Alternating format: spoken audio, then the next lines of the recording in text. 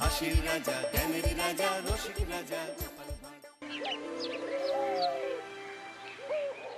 কি আজকে এত বেলা হতে চললো, কিন্তু সবাই এখনো পর্যন্ত এলো না। এই সব হলো কুঁড়েমির লক্ষণ মহারাজ।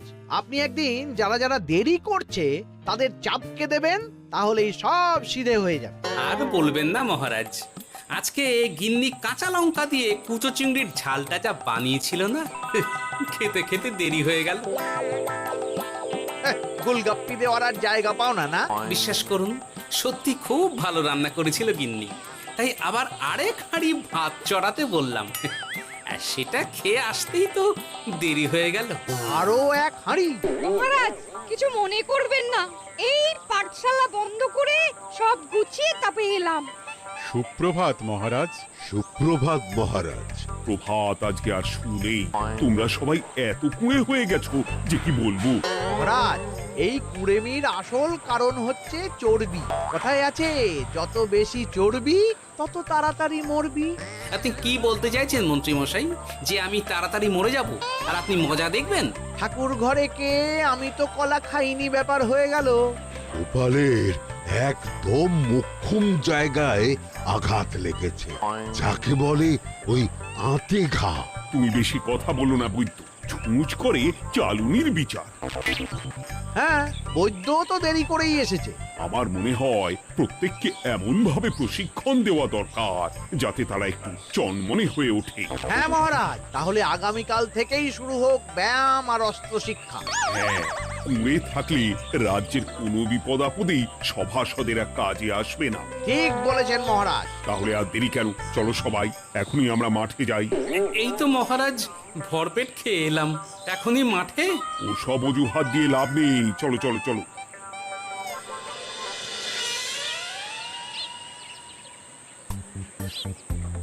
এবার সবাই সারিবদ্ধভাবে দাঁড়িয়ে পড়ো। কি গোপাল কোথায়? মহারাজ, গোপাল আপনার পিছনে দাঁড়িয়ে আছে, চুপি চুপি। এই এই এই গোপাল, যাও যাও, মাঠের মাঝখানে গিয়ে দাঁড়াও। এই চাঁদি ফাটা রোদে কেন মহারাজ সুস্থ শরীরকে ব্যস্ত করছেন? এসব বাজে কথা শুনতে চাই না। শুয়ে বসে থেকে শরীরের কি অবস্থা করেছো? শরীরের নাম মহাশয়, যা সবে তাই সয়। তুমি যাবে না, তোমাকে এক্ষুনি বরখাস্ত করব। কি জ্বালা! যেখানে আমার সব কাজ বুদ্ধি দিয়েই হয়ে যায়, সেখানে গায়ের জোরের কি দরকার? হ্যাঁ, এই গোপাল, আমি 1 থেকে 3 অব্দি গুনবো, তারপরে সবাই এই মাঠের ধার বরাবর 5 বার পাক দিয়ে দৌড়বে। ঠিক আছে মহারাজ, আমি প্রস্তুত। আমি রোগা পটকা আছি, কোনো সমস্যাই হবে না। হয়ে গেল। সবাই প্রস্তুত? 1 2 3।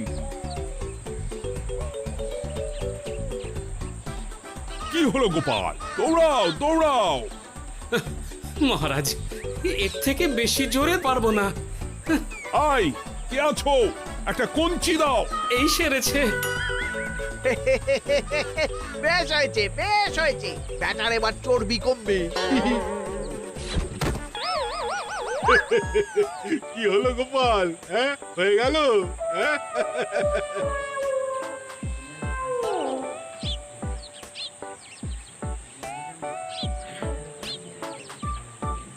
এই গুলতে ফুটি, আমাদের দাদু উল্টে গেছে।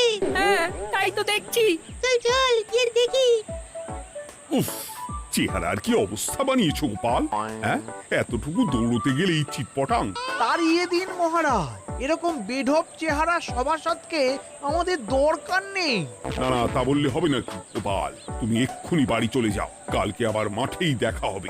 এই দাদু বাড়ি চলো। ওরে বাবারে!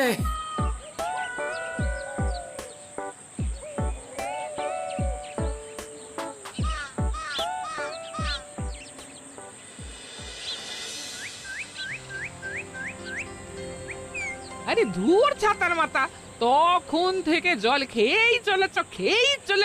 কি হয়েছে সেটা বলবে তো? শরীর চর্চা হয়েছে, শক্তি খরচা হয়েছে, আর পারছি না। উফ, বাপরে বাপ, কি পায়ে ব্যথা! এই জন্যেই আমি বলি বাপু, একটু বপুটাও নড়াও, কিন্তু কার কথা কে শোনে? ওরে বাবা, অকারণে সুস্থ শরীর ব্যস্ত করব কেন বলো তো? বেশি নড়াচড়া করলেই আয়ু কমে যায়। তোমার এই বাজে কথা কোন শাস্ত্রে লেখা আছে শুনি? শাস্ত্রে কেন যাব, বাস্তবে জলজ্যান্ত উদাহরণ আছে।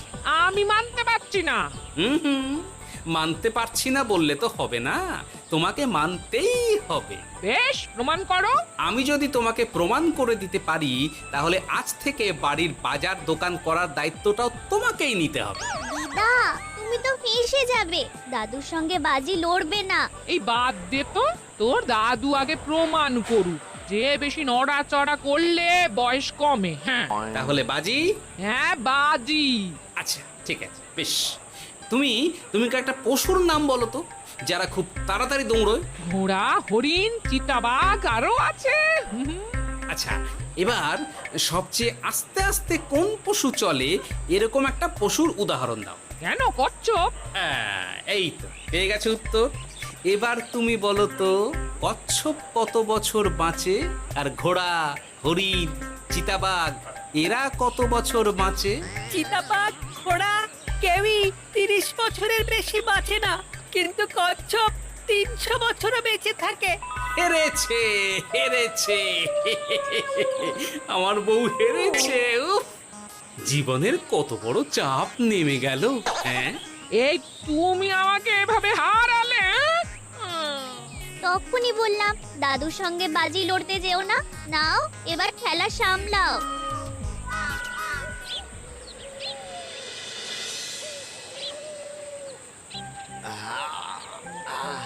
আরো ভালো করে মালিশ কর। আজকে ছোটাছুটি করে পা দুটো বেশ ব্যথা ব্যথা করছে। কালকে তো আবার অন্য পরীক্ষা। আরে আমার হালকা চেহারা আছে, সব সামলে নেব। কালকে তো অস্ত্র চালনা হবে, কালকে আমি কাঁপিয়ে দেব। কাঁপাতে তো হবেই মন্ত্রী মশাই। আমরা আপনার শরীরে এমন ঘষা মাজা করে দেব না, মনে হবে আপনি না একটা জলযন্ত্র অস্ত্র চালনা করতে যাচ্ছে। বাস এই তো চাই। বাবারি, আস্তে আস্তে। আরে বাবা, আপনার তো ইস্পাতের শরীর, ভাঙবে তবু মচকাবে না। চিন্তা করছেন কেন?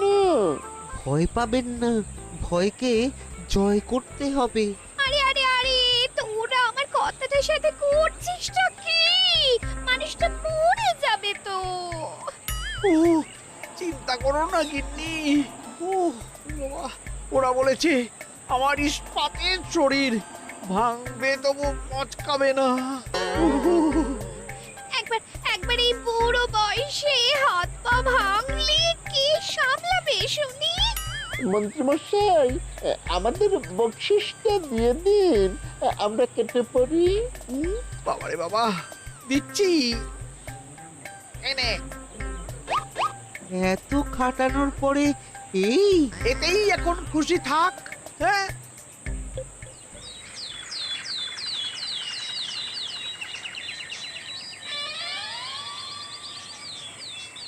এবার তোমাদের সকলকে অস্ত্র শিক্ষা দেওয়া হবে। উফ, রোজ রোজ কি জ্বালাতনে পড়েছি, বাপরে বাপ। বাবা মা কাউকে ডাকার দরকার নেই, ভালো না লাগলে রাজসভা চাকরি ছেড়ে চলে যাও। মহারাজ, এটা তো উচিত নয়।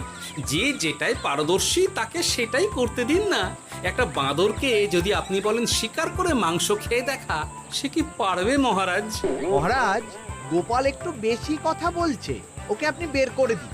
আমি তোমার কথায় বলবো না গোপাল, তোমাদের সবাইকে এখন অস্ত্র শিক্ষা শিখতেই হবে। কর্তার ইচ্ছায় কর্ম, এখন তো আমার আর কিছুই বলার নেই। তাহলে আর দেরি কেন, তোমরা সবাই একটা করে ঢাল আর একটা করে তলোয়ার তুলে নাও। সেনাপতি, বলুন মহারাজ। তুমি সকলকে অস্ত্র শিক্ষা দেবে, তলোয়ার চালানো শেখাবে।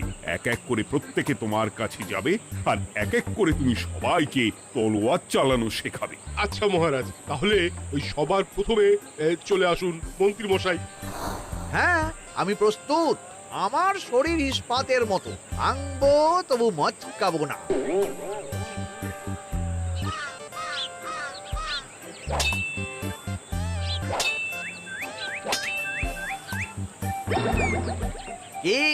কেমন দিলাম? অত সহজ নয় সেনাপতি।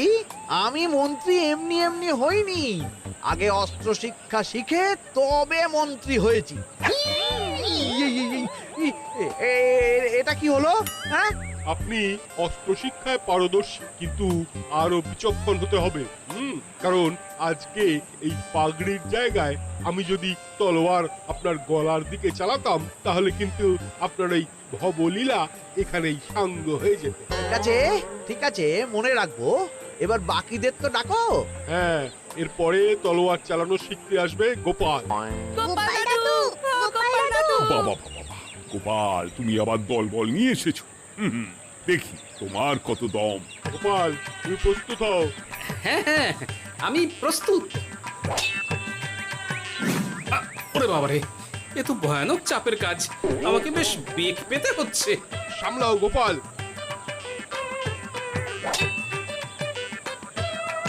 না, আমাকে অন্য রাস্তা দেখতে হবে।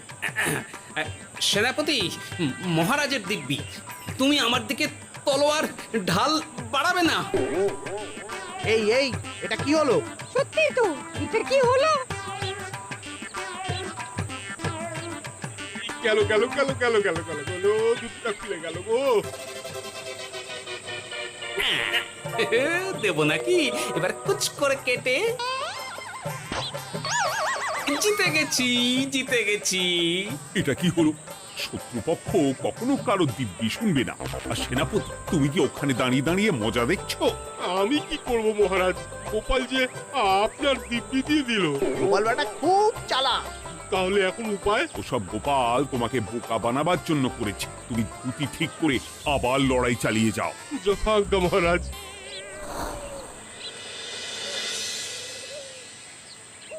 কিরে ন্যাপলা, তোদের দিদা আমার জন্য কি রান্না করে পাঠিয়েছে রে? এই তো ভাত, আলু সেদ্ধ, এই পুঁই শাকের ঝোল আর রুই মাছের ঝাল। আর তোদের যে তোষক, বিছানার চাদর আনতে বলেছিলাম, এনেছিস তো? ওই তো দাদু, কুটির গুলটে আর বাকিরা সবাই ধরাধরি করে নিয়ে আসছে। ব্যাস, তাহলে তার কোনো চিন্তা নেই। খেয়ে একটা জব্বর ঘুম দেব, কারণ এখানে যা রঙ্গ দেখছি তাতে বিকেল হয়ে যাবে। তলোয়ার শিক্ষা আজকের মতন এটুকুই থাক। এবার শুরু হবে বল্লম শিক্ষা। সবাই আবার আগের মতন সারিবদ্ধভাবে দাঁড়িয়ে পড়ো। আহ, তোদের দিদা ওই সবটা কিন্তু বেশ জব্বর বানিয়েছে। তোদের দিদার হাতের রান্নার কোনো তুলনাই নেই। আহা, কি স্বাদ! এ কি, গোপাল আবার কোথায় গেল? এই তো মহারাজ, আমি এখানে ওই পুঁয়ের ঝোল আর রুইয়ের ছাল দিয়ে ভাত খাচ্ছি। এসব কি মাঠের মধ্যে খাওয়া? আরে শরীরটাকে তো রাখতে হবে। তাড়াতাড়ি খেয়ে এইদিকে এসো। আসছি আসছি আসছি। এবার আমি তোমাদের দেখাবো কিভাবে বল্লম নিয়ে তেড়ে যেতে হয়। দেখান মহারাজ।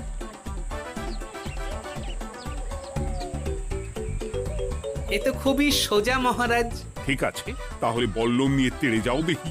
দিন, আপনার হাতের বল্লমটাই দিন।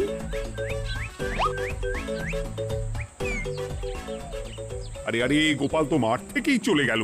আমি ডেকে আনছি মহারাজ। আরে আরে, ও গোপাল, গোপাল, মহারাজ ডাকছেন। থামো থামো। মহারাজ বলেছেন বল্লম নিয়ে তেড়ে যেতে। তেড়ে গিয়ে আবার ফিরে আসতে তো উনি বলেননি। আরে, এ তো মহা মুশকিল। উনি এক্ষুনি তোমাকে মাঠে ফিরতে বললেন। সেটা আপনাকে বলতে পারে সেনাপতি, আমাকে তো বলেনি। আমি চললাম।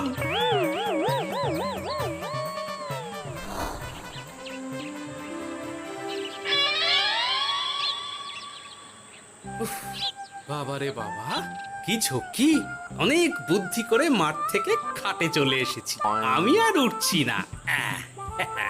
এ কি বলি, তোমাদের তো এখন অস্ত্র শিক্ষা নেওয়ার কথা। হ্যাঁ, তোমার বলা নেই, কোয়া নেই, অমনি বাড়ি চলে এলে।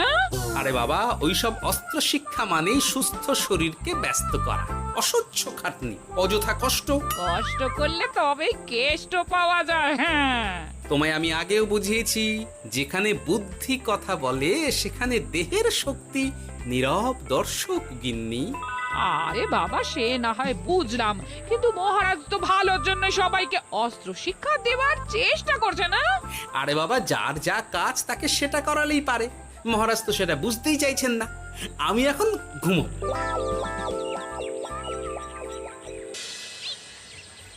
দরজা খোলো গোপাল, দরজা খোলো। গোপাল, গোপাল দরজা খোলো বলছি। ব্যাস হয়ে গেল। একটু শান্তিতে ঘুমাবো তার জো নেই। দরজা খোলো গোপাল। বলুন মহারাজ। তুমি কি পেয়েছোটা কি গোপাল? রাজসভায় দেরি করে আসবে, তারপর অস্ত্র শিক্ষার সময় ফাঁকিবাজি দেবে, এভাবে তো আর তোমাকে মনে হচ্ছে রাজসভায় রাখা যাবে না। মহারাজ, গোপাল তো মুখের কথার লোক নয়, ওকে তাড়িয়ে দিই। কেন মহারাজ? আমি কি এমন মহাপাপ করেছি যে আমাকে তাড়িয়ে দেবেন? এই যে আমার কথা শুনছো না, এটাই তোমার অপরাধ। অপরাধ নেবেন না মহারাজ। পণ্ডিতের দায়িত্ব পুজো করা, সভাকবির দায়িত্ব কবিতা বলা, সাহিত্য চর্চা করা, আর আমার দায়িত্ব হাসি মজা করে আপনার মন ভালো রাখা। কিন্তু আপনি আমাকে জোর করে যুদ্ধের ময়দানে ঠেলে দিতে চাইছেন। এটা আমার ইচ্ছে। আমিও তো মহারাজ ইচ্ছে করলেই অনেক কিছু করতে পারি। চোখ বন্ধ করে লক্ষ্য ভেদ করতে পারি, শুধু বুদ্ধি দিয়ে। আরে বাহ, এত বড় কথা! তাহলে মহারাজ, ওকে বলুন পরীক্ষা দিতে। কি পরীক্ষা? আমি একটা ঘরে বর্ম পরে দাঁড়িয়ে থাকবো। তোমার হাতে অস্ত্র দেব, আমার মাথায় একটা আপেল থাকতে হবে, আর তুমি কিভাবে আমার মাথা থেকে ওই আপেল ফেলতে পারো দেখবো। এ তো খুবই সোজা। কি গোপাল, তাহলে লড়বে নাকি বাজি? হ্যাঁ, লড়তে রাজি আছি। তাহলে আজ রাতেই হয়ে যাক পরীক্ষা। যদি এই পরীক্ষায় উতরে গেলে তো ভালো, নইলে তোমার চাকরিটা গেল। গোপাল, তুমি পারবে তো? সে দেখাই যাবে। আজ রাতে তাহলে রাজবাড়িতে দেখা হচ্ছে। যদি আমি এই পরীক্ষায় বিফল হই, তাহলে আমার চাকরি আপনি কেড়ে নেবেন, আর যদি সফল হই তাহলে মন্ত্রী মশাইকে শাস্তি দেবেন। আমি নিজে সারা কৃষ্ণনগরে নাক্ষত দেব। বেশ, দেখা যাক।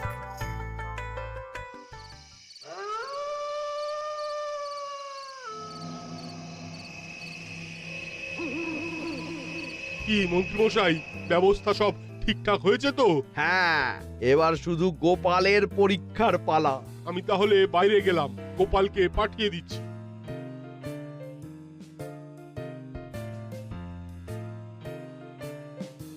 এবার যাও গোপাল, ঘরের ভিতরে যাও, দেখি তুমি কি করে মন্ত্রীর মাথা থেকে আপেল ফেলতে পারো। আপনি তো শুধু আমার চোখ ঢেকেছেন, আমার নাক, মুখ, কানও ঢেকে দিন, যাতে ঘ্রাণেন্দ্রিয়, শ্রবণেন্দ্রিয়েরও সাহায্য না নিতে পারি। বেশ, তাহলে তাই হোক। আয়, কে আছো? গোপালের মুখ, নাক আর কান ঢাকো। যথা আজ্ঞা মহারাজ। একটু মোটা কাপড় দিয়ে নাক মুখ ঢাকো, হ্যাঁ, যাতে সেভাবে আপেলের গন্ধ না পাই। বেশ বেশ।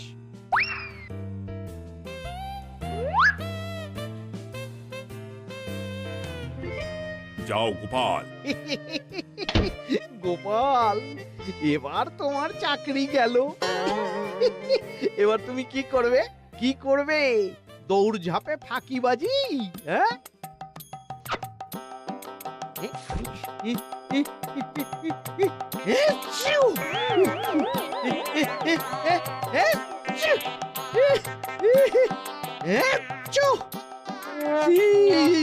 গেল গেল গেল গেল গেল, আপেল পড়ে গেল।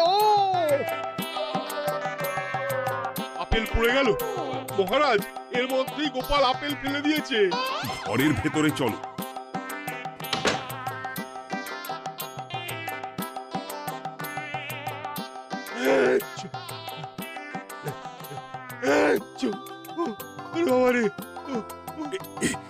কি ওরে বাবা, কি ঝাঁজ!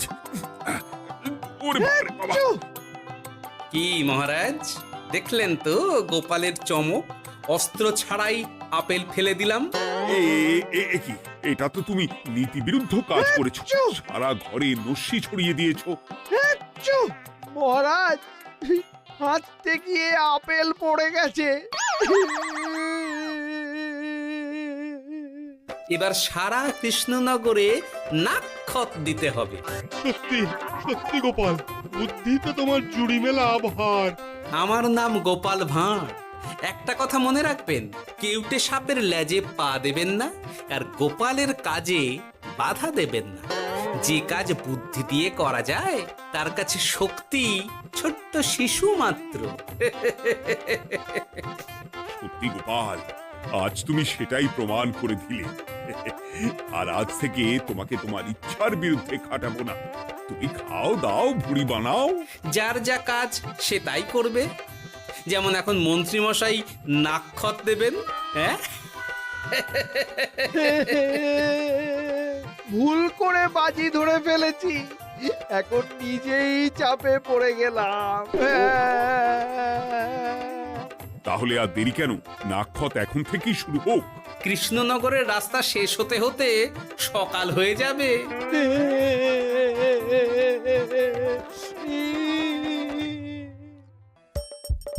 হাসির রাজা জ্ঞানের রাজা রসিক রাজা